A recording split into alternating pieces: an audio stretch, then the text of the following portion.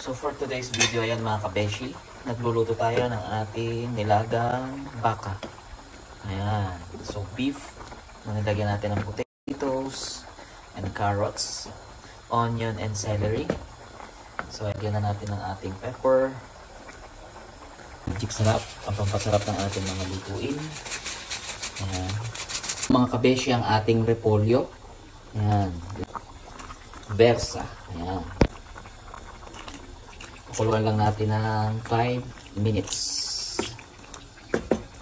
Mga kabeshi, nakapagluto na rin tayo ng ating basmati rice.